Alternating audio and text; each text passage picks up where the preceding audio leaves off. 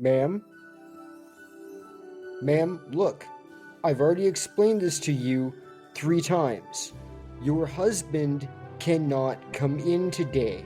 Your husband is clearly sick. Oh, ma'am, maybe you're not disturbed by the fact that your husband is throwing up blood and biting people? But we here at Disabledland are, so we're not gonna let him in. No, you know what's more worrying? The fact that the people that he's biting are also rather quickly throwing up blood and biting people. So no, he is not coming in today, and you are not coming in today. And when you go and get your husband fully vaccinated, and maybe even, I don't know, wear a mask so that he can't bite people and spew blood everywhere, then we can talk about it. But until then, no, it never ends. But it is time to open the gates to Disabledland. I am Wes of Disabledland, your humble host. And today, we are going to talk about the thing that so many people are just tired of talking about. That's right, the Big C. And we're throwing down a trigger warning here because we're going to be talking about the Big C. No, not that Big C. No, not that Big C. We're going to be talking about COVID. But no, we're not going to be talking about COVID now. No. We are going to be talking about, or I guess, not having a conversation because I don't have a guest this week. We are going to be talking about my experiences during the pandemic. Because there's this whole series that I want to do throughout Disabledland where I talk to people about their experiences during the pandemic. And yes, we all know the pandemic isn't over, but it's also hard to not talk about it like it's the past. Because let's face it, the planet of the Ables has moved on. And since we are all trapped on the planet of the Ables, the pandemic gets talked about like it's the past. But we are going to talk. I am going to talk. We are going to talk. As a community, we are going to talk about some decisions that I made fairly early on in the pandemic as a disabled person in 2020 and why I made those decisions. And some of you may call me foolish. Some of you may even call me selfish. But I still believe I did the right thing, not just for myself personally, but as a disabled person at large. And I'm going to try and get into that. First of all, you need to know some things about your humble host, Wes of Disabledland. I have still now, but much of my life, a large amount of anxiety. And I have always joked that I have what you could call, or what I called, apocalyptic anxiety. Apocalypse anxiety. I could almost have been a prepper if I believed that there was hope. My whole life, the zombie movie always seemed like something that could just be around the corner in reality. 9/11 didn't shock me. It made sense that those towers could fall to the ground in a pile of dust. There was just a lot of anxiety in my life about the end of the world, about things falling apart. And in 2020, that was there. But the thing is, when you know you have anxiety about the world falling apart, and you know that you're paranoid about plagues and pandemics and zombies and wars and rumors of wars, you start to ignore it. You start to think it is just in your head. What is in your head? Is it zombies?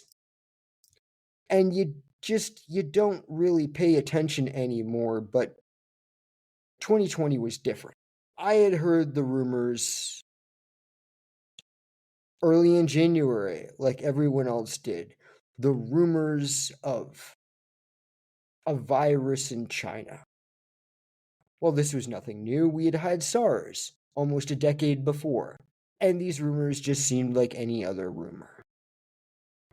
In January, shortly before my birthday, I went and spent a week with my nephew in Northern Ontario. His mother was going away on a brief 2-day trip, and I went and looked after him.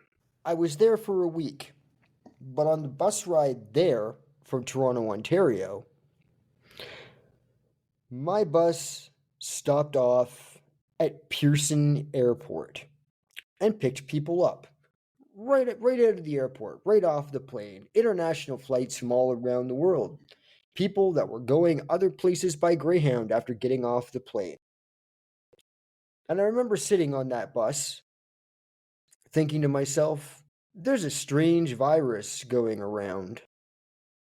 That if they say it hasn't spread yet, it's probably already spread.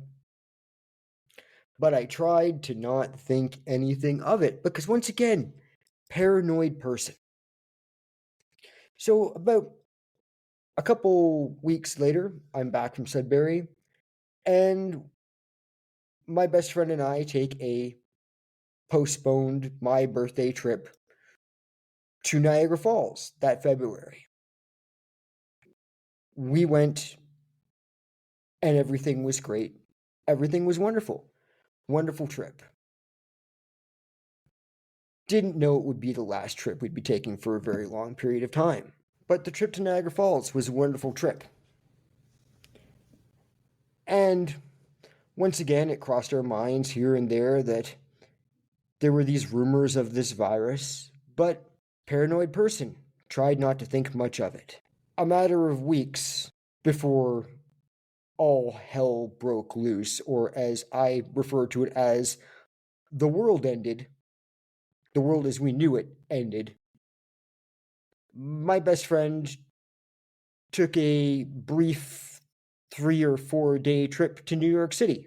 I was a little concerned because there were rumors. Once again, there were always rumors. You never knew how serious this thing was.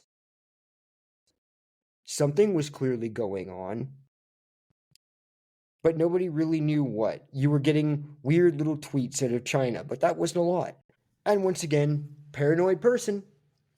Try not to think too much of it. But something didn't feel right.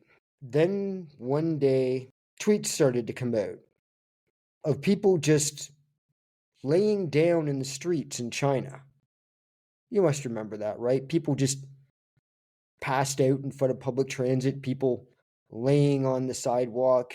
And I admit, I didn't really know what to think about that. That was almost making me skeptical because that almost looked like some sort of internet challenge to me. It didn't seem natural. It didn't seem right. It didn't seem real. It seemed like maybe there was some weird hocus pocus going on. And I thought for a minute, maybe this is all just being blown out of proportion. Because once again, you weren't really getting any major reports yet of it in the West, or at least we weren't being told in the West. Then came the moment I knew we were fucked. I can tell you the moment I knew personally we were fucked. This was not a game. This was not a joke. This was not a social experiment. We were fucked, and I knew it. There was a piece of video that came out on Twitter. If you kids remember what Twitter was back in the day. Came out on Twitter, this video, and it looked as though it had been smuggled out or recorded in secret. And it was inside a Chinese hospital. And you had seen pictures of like people in spacesuits and that, and bodies in hallways and things. And for some reason, that just didn't seem real to me. It still seemed like this could be mountains out of molehills. But there was this footage of the I don't know, common area for medical staff, one of the back rooms at a Chinese hospital, and all the orderlies, all the doctors, everyone are just dead silent, exhausted, except for one woman. And I don't know if she was a doctor, I don't know if she was a nurse, I don't know if she was an orderly. She was in scrubs.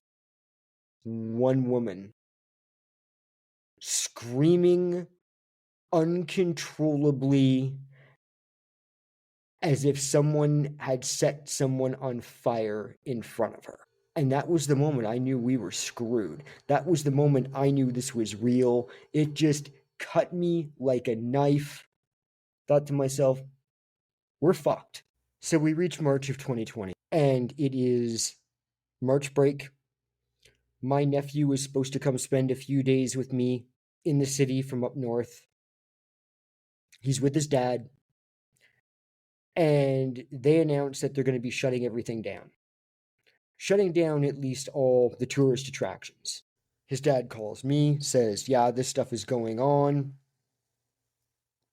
Do you want me to still bring him over? Do you want me to just keep him? And I said, no. I'm not going to take him right now. Get him back up north. Get him the fuck out of the city. Something is not right. Something very bad is coming. I don't know how bad it's going to be. I don't know if they're going to lock down travel between cities. We don't want him trapped here in Toronto if all hell breaks loose. Get him the fuck home up north to his mother. Whatever you gotta do to do that, make that happen. Do it, and do it now. Didn't know it would take almost a year to see my nephew after that. Knowing that lockdown was coming, knowing that everything was about to get shut down, I think they had announced it that, like, in 24 hours, everything was going to be shut. Restaurants were going to be shut. Everything was going to be shut down. I don't remember exactly how it happened, but we had warning. And this was before any other kind of mandates as far as masks or anything like that.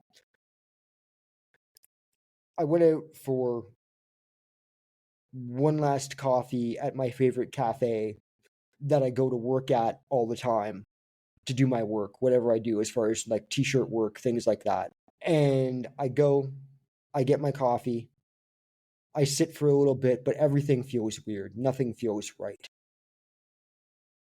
I feel like there's a massive change coming, and that apocalypse anxiety is rolling hard, only this time it's not in my head, it is in the street. It is actually happening. And I can't tell you how absolutely disconcerting it was to literally have the shit in your brain starting to come out in the real world. The shit that you're always telling yourself isn't real, and all of a sudden it's happening in reality. It is terrifying. So really not knowing what was going to happen next, I took a walk. Now the coffee place I work at, I go, not that I don't have a job there. I go there to do my work. That favorite coffee place of mine happens to be in Union Station, which is the big train terminal in Toronto. So buses come in, trains come in, trains go out, buses go out. Thousands of people every day. I took a walk through. It was virtually empty. I did a walk through just to get a little bit of exercise, just to try and take this moment in and chill myself the fuck out. And then I saw this woman sitting in a chair waiting for her train. She was sitting there waiting for her train with suitcases. And this woman was sick as fuck. Now, I don't know if she had COVID because I don't remember what the COVID numbers were there. All I remember was that what they were saying the COVID numbers were. I figured if they were saying there was 500 confirmed cases, there was probably at least 1,500 cases. But this woman was letting out a cough that terrified me. And I scurried my little disabled ass home, not by public transit, took the kick scooter, scurried my little disabled ass home, and barely came out for a few weeks. Lockdown begins that next day, I think, within 48 hours of that experience, but I think it was the next day. My apartment, despite the fact that being a ghetto ass slumlord building, I joke that I have a Roach motel with a $250,000 at least view of the city. I'm not super high up, but my view is still relatively unobstructed, is the word I'm looking for. Unobstructed. And I have a complete view of downtown Toronto. I can see the core. I can see all the landmarks. I can go to the CN Tower and see my balcony, basically, from the CN Tower. Can see the Sky Dome, everything. So I watched the city as this was happening. Planes stopped flying. I saw it because you see planes. I go out on my balcony every day. You see planes taking off, planes landing, planes flying over the city, jet streams crisscrossing. No more. One night I went out on my balcony and I realized, because the business district didn't have people in it during the day, there was no one cleaning at night. Most of the lights in the big skyscrapers in the business district were turned off. Never came back on for months. It wasn't just in my head anymore. It was reality. And on top of that, it was also deathly quiet because my building had been purchased a year and a half before this by another company. And they weren't so much kicking people out, but as people left, they were not filling those apartments. They were renovating those apartments. They were not filling them. So the building was a mess of renovations. I was one of 3 occupied apartments on my floor. I didn't have anyone beside me on either side. I didn't have anyone across the hall. I didn't have anyone above me or below me. So my whole building was deathly quiet on top of everything else. So this was all a very strange experience, as you can imagine, especially for someone who was terrified of the world ending, whose entire anxiety was based around apocalyptic scenarios like this. And I'm trying to tell this story fairly in depth partly because it's key to certain choices that I made down the line, but it's also because I am going to be asking other people to come on and tell stories about the pandemic that were much worse than mine. And I figure if I'm going to ask them to share, I need to share as much as possible, as in depth as possible. So it was a good 2 weeks before I went anywhere major. And by major, I mean more than a block from my apartment. I got out not even every day, every 3 days I went out. I just kind of laid low, doom scrolled the news like most people,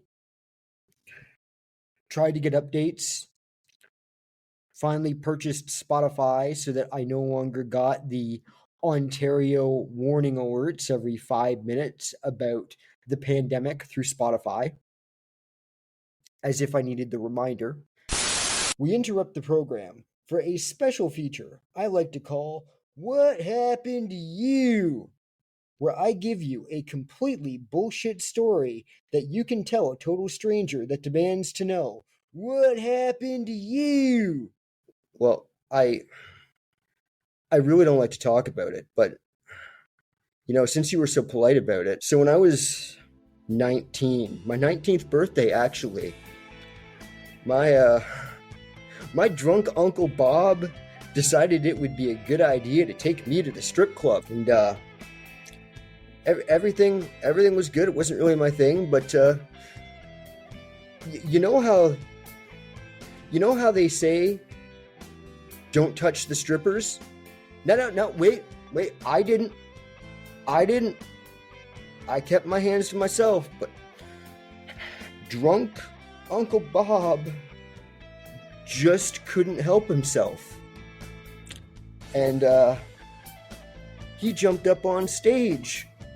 Now, this might not have been such a disaster for me, but he decided to do it when Big Merla was on stage.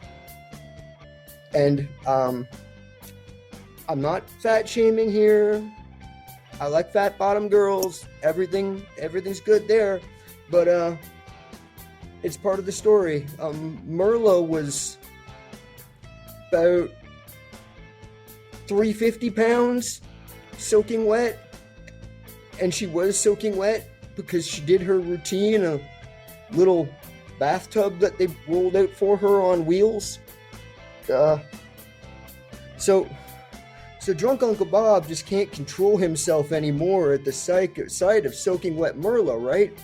And he jumps up on the stage and he starts trying to grind on Merla, and she's all slippery. And before the bouncers can even grab my uncle, Merla grabs drunk Uncle Bob. Now, drunk Uncle Bob is probably 175 pounds at the time, before the cancer got him a couple years ago, rest in peace. And she picks up drunk Uncle Bob, knocks the beer bottle right out of his hand, picks him up.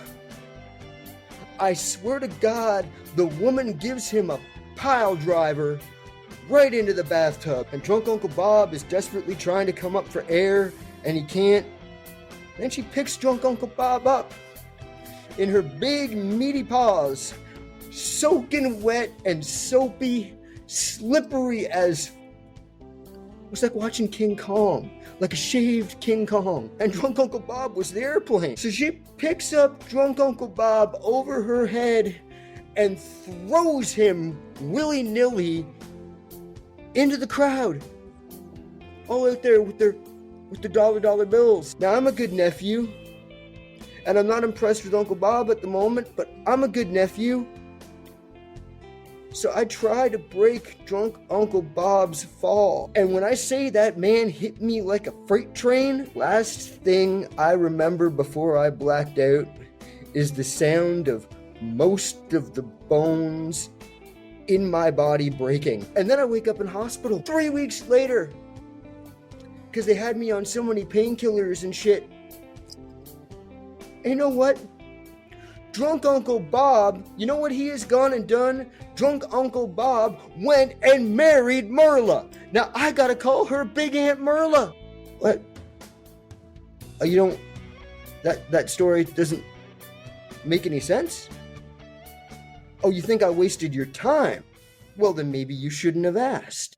And now you have a completely bullshit tale to tell them when they ask, "What happened to you?" We now return to our regular scheduled program. I didn't go out much for probably the first month, until I was really kind of forced to go out by having run out of frozen food. Now, a lot of people were getting everything delivered. Just everything delivered. I know people that didn't leave their house, home, or apartment for months. But every time I went out, every time I ventured more than a couple blocks from my house, and I did take one breakdown and take one ride downtown, away from people, not on public transit. Once again, taking the kick scooter, the glorified skateboard.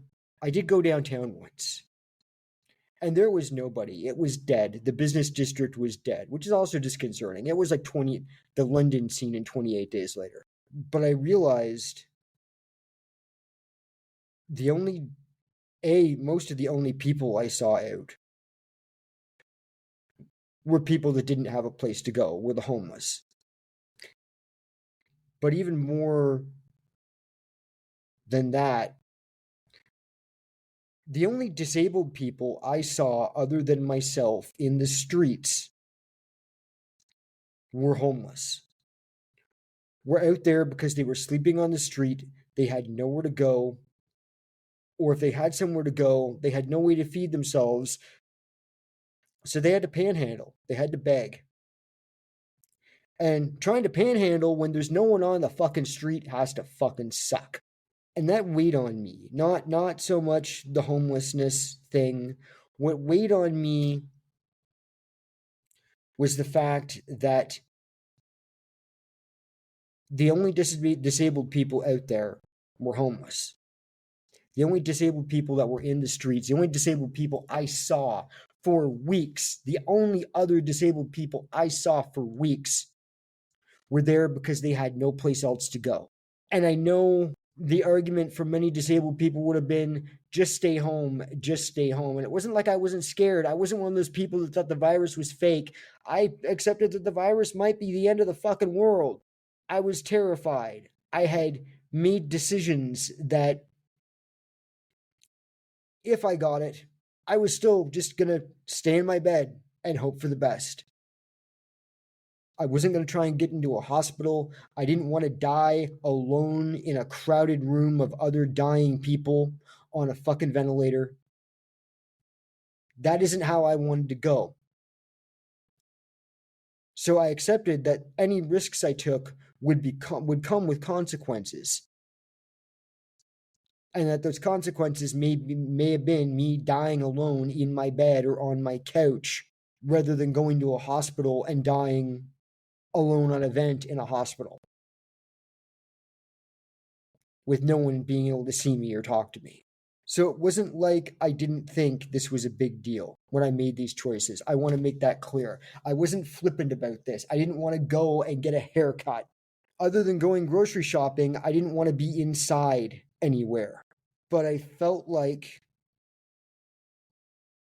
if disabled people just stayed home, then if the world did move forward, the answer would be, well, the disabled can just stay home. I felt like if disabled people were not out there being represented in this new world, and let's face it, it became a new world. The virus has not gone away. We're just living and dying with it now. If I didn't do that, and if we as disabled people didn't do that, then we'd just be forgotten about. It was about representation for me. It was about not being out of sight and out of mind. Because disabled people already had a visibility problem. And quite frankly, we have a visibility problem now. Because a lot of us still are hardly going out. And I get that. I get that some people don't want to take the risk. And I am not suggesting anyone that does not want to take the risk takes the risk. And I did precautions. I tried to mask. I stay in as open spaces as possible. Even when I'm indoors, I try to make sure that they're big indoor spaces without necessarily a lot of people. I don't like crowds anymore. I used to. I don't anymore. But I made it a point to go out and do my own shopping once a week and then every couple days. I stopped trying to buy 2 weeks worth of food in advance and started doing 3 or 4 days. And then every 3 or 4 days, going out and getting some things. I started trying to get fresh produce again because I was sick of frozen shit. I started going out and trying to get exercise and pushing the distance I would go just to be seen as a disabled person in this world so we would not be forgotten about or only represented by homeless beggars. And that is not disparaging the people that got caught up in the pandemic like that. It was just, that's not all what we are. And we can't just be represented like that. We can't let the disabled community be pigeonholed into that because that makes it too easy for the planet of the ables to just write us off. And I refuse to be written off. You may have learned that about me throughout the last few episodes of this, or through my Instagram content as you follow me from there. I refuse to be written off as a disabled person. I refuse to not have my life mean something. or to be belittled or to be shut away and hidden and forgotten about. Because A, I don't think it's any way to live, and B, I don't think it's any way to live as a disabled person. But I also couldn't bring myself to have my groceries delivered for another reason. And that's because then I'm just passing the risk off to someone else. And I got in a fight with an old flame about this. And I ended up blocking her on the socials because I just didn't want to deal with her shit. She had money. She lived in a building with a concierge. Concierge, yeah. And she was having everything delivered. She worked from home. She was having everything delivered. She had not left her house in months, which is fine and dandy, but every time she had something delivered because she didn't want to leave her home, she was asking someone else to leave their home and do it for her. For I don't know what those delivery people were getting paid during the pandemic, but I promise you it was not enough for the risk that they were taking on a daily basis, going out and picking up other people's things and delivering them all over half acres. That is not a job I would want to be doing. And it's not a job that I would want anyone else to do for me. So I started going out, masking up. I had already purchased at the very start of the pandemic. I purchased a. Actually, no, I bought the steam cleaner like a year before the pandemic because I had also a year before the pandemic got an infestation of bed bugs. And I tell you, they say that poison and shit is what you need to get rid of them. No, no, no. You steam clean the fuck out of everything daily and then weekly and then monthly to make sure they don't come back. That's how you get rid of bed bugs. Still, have your place sprayed because it probably helps, but the way you get them off your bedding, the way you get them out of your mattress, A, you buy the special mattress cover things and you lock any living ones in there, and B, you steam cleaning the fuck out of everything. It's the best way to kill them. But back to it. I was steam cleaning every box that came into my home. I was steam cleaning my gloves after I got home, not rubber gloves, but like just the gloves that I wore. I was steam cleaning. I was steam cleaning my jacket. I was steam cleaning every fucking thing that came into the house. Hell, I steam cleaned chocolate bars and ice cream for a while. Quick little shot. Just a little cleansing. I did everything I could to try and stay safe, except for just staying home. I did everything I could to try and keep everyone else safe, and I didn't go near people other than I had a circle of one person, my best friend. So in the expanding thing, it was like my best friend, her mom, and her boyfriend. And I didn't see them. I only saw her, but she saw them. So that was how big my circle was. My circle was one person and then two other people outside of that. That was it. And my best friend was the only hugs, bodily contact I got for like a year and a half. But I couldn't just stay in. B, because, and we'll talk about this in another episode, I was probably going to hang myself if I did. And A, because we needed that representation so badly. And to quote Brittney at the Mother podcast, Bitching and Bolusing, I will die on this hill. We as disabled people could not just stay hidden away.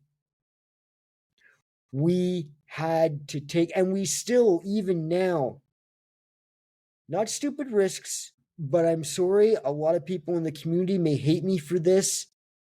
We can't just hide. This is the world now. As much as we hate it and should hate it and do hate it, the world belongs to COVID.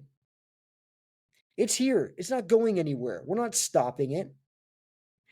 Nobody wants to stop it. Nobody is trying to stop it on the planet of the Ables.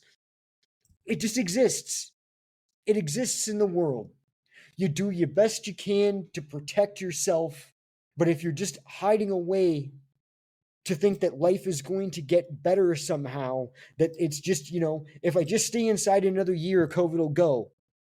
It's not going to go. It's going to get weaker. It's going to get stronger. It's going to fuck people up one way or the other. I have somehow, almost magically, I feel like, still been COVID free. I have no idea how. All I can think is that the two things are I very, very rarely ride public transit. When my nephew is in town, I take public transit. So there are like 2 weeks out of the year where I take public transit on a regular basis for a year, for a week during the year. 2 weeks. Other than that, I take public transit maybe 3-4 times a year. I'm not on it. I ride, because the way sidewalks are in Toronto during the winter, I ride the kick scooter year round. And if the sidewalks are too icy to ride, I don't go far from home. I really don't. And the other thing that I think has kept me from getting it is I have gone clubbing once since the pandemic started. And I didn't enjoy it. And I'm sure I'll return to it eventually, but I had no urge. So I haven't been clubbing. I don't ride public transit. And I think these are the two things that really saved me. The cafe I go to work at is in a busy train station, yes, but it is in a big, open, high ceilinged, lots of ventilation train station. So I don't think, I'm sure there's a risk there, but it's more minimal than most places. I have a good friend who has gotten COVID twice.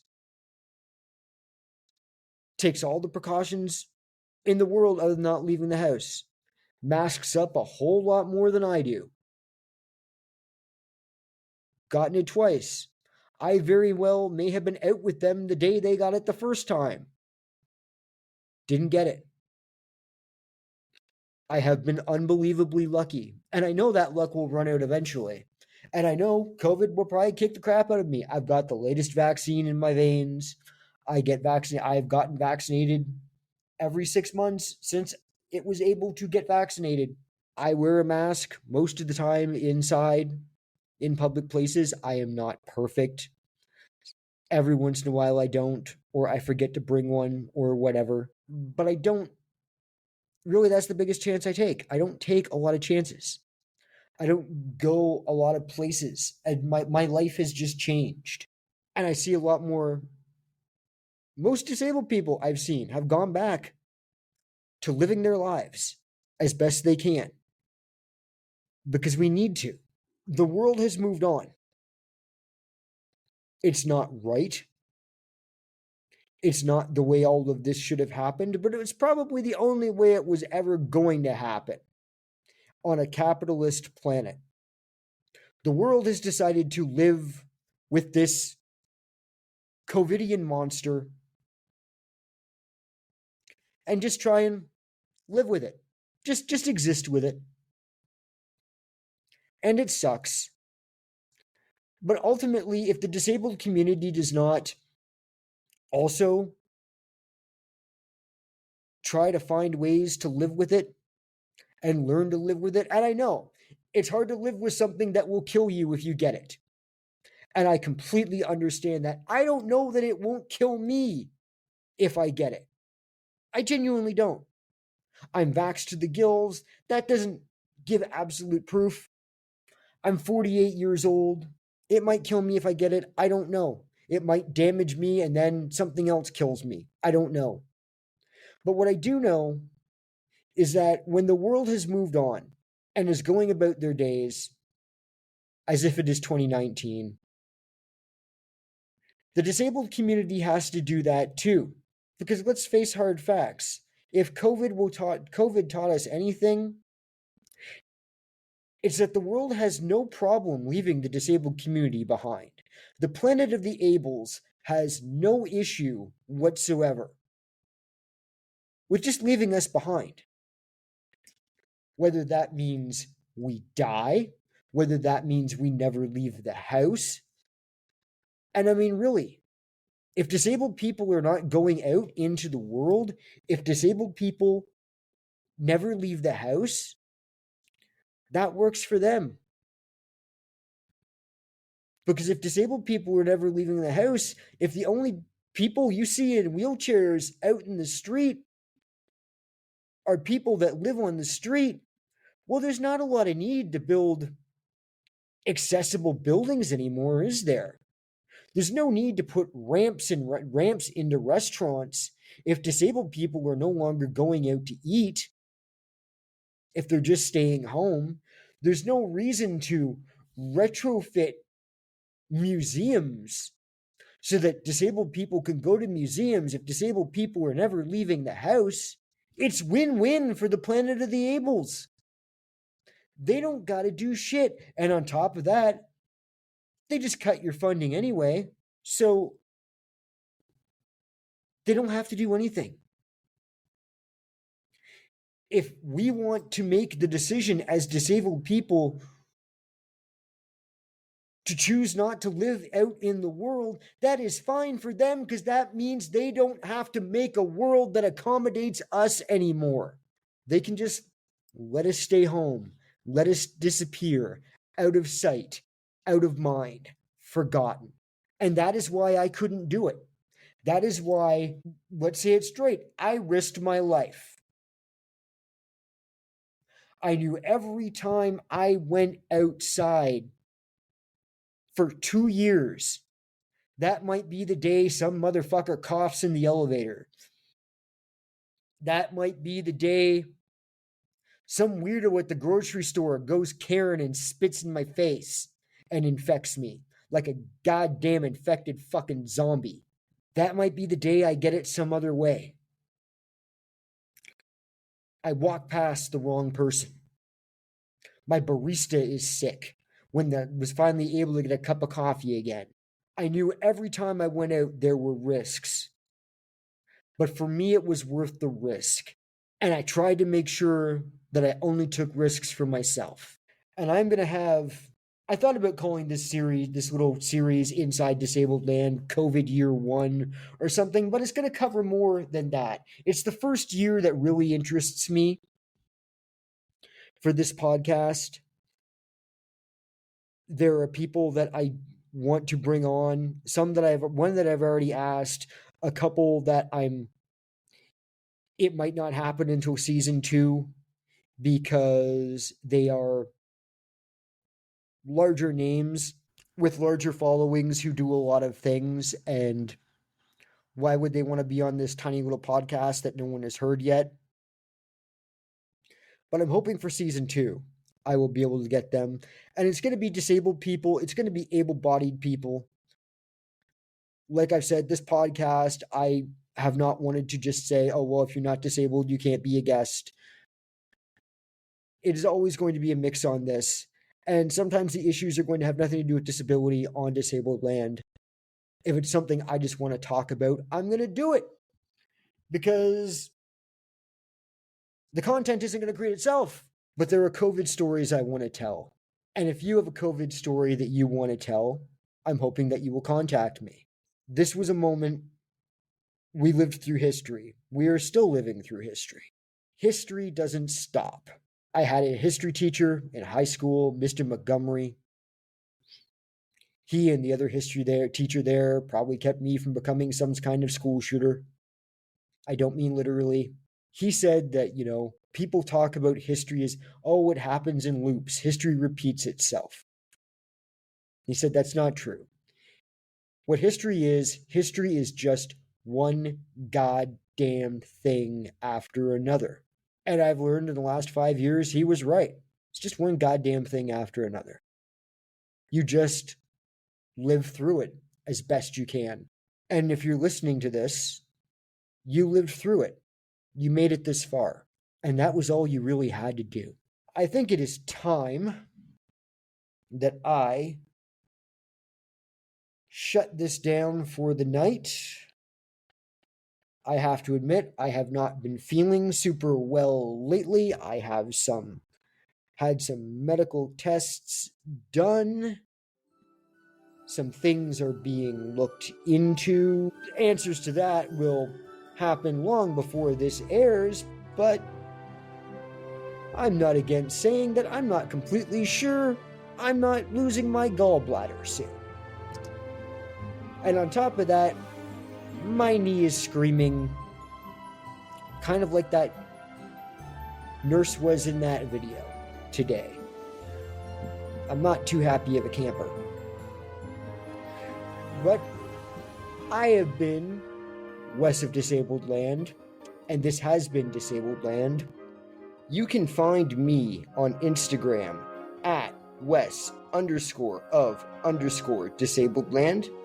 You can find my merchandise at disabledland.threadless.com. You can find the mother podcast, Bitching and Bolusing with Courtney and Brittney, at bitching_and_bolusing, and Courtney and Brittney's merch at bitchingandbolusing.threadless.com. And if you would like to support the building of inclusive school playgrounds, support the Recess Project at therecessproject.org or the Recess Project on Instagram, TikTok, and YouTube.